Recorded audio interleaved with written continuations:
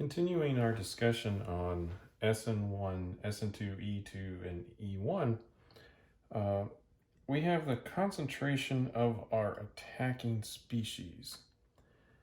So let's just review our rate laws very quickly. Remember, for SN2, the rate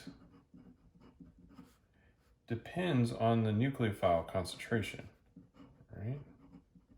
Or the attacking species concentration.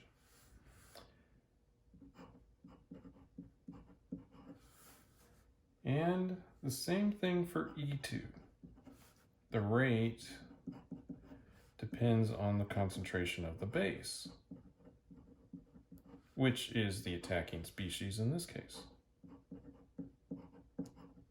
Now, if we compare that with our unimolecular, so our bimolecular, they depend on the concentration of the attacking species, or unimolecular reactions do not, right? So those rates only depend on the concentration of the substrate.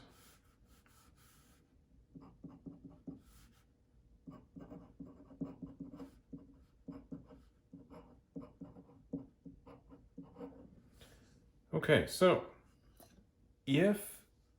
since these bimolecular reactions depend on the concentration of the attacking species, if the concentration is much higher for the attacking species, we'll promote these bimolecular reactions.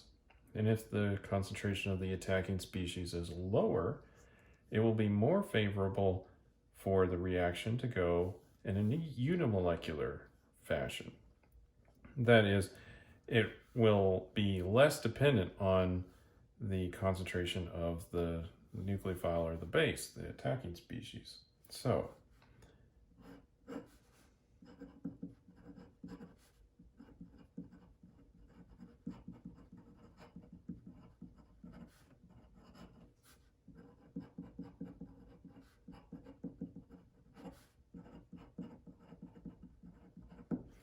if we have a high concentration of the attacking species, we're going to favor either SN2 or E2.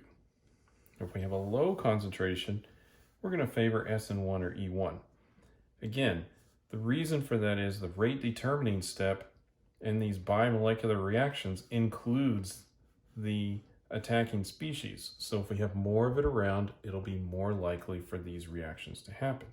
If we have less attacking species, then it's more likely for our leaving group to leave on its own. Then the attacking species comes in. So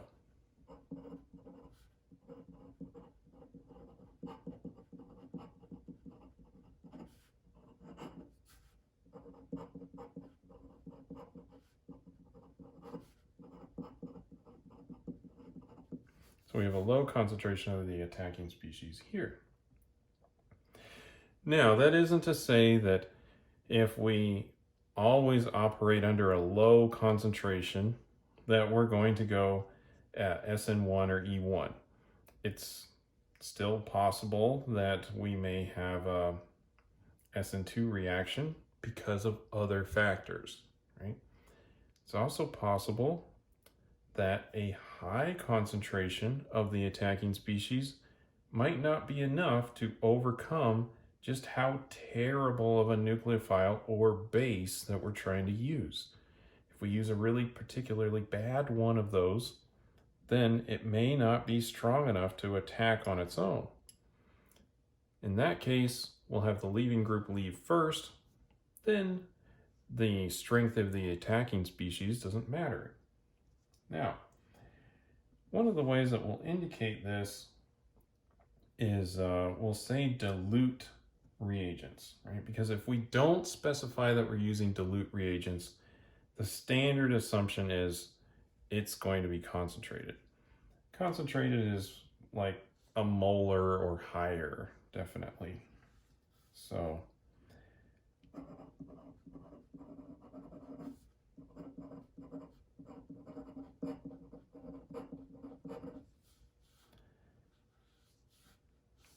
we'll assume it's concentrated unless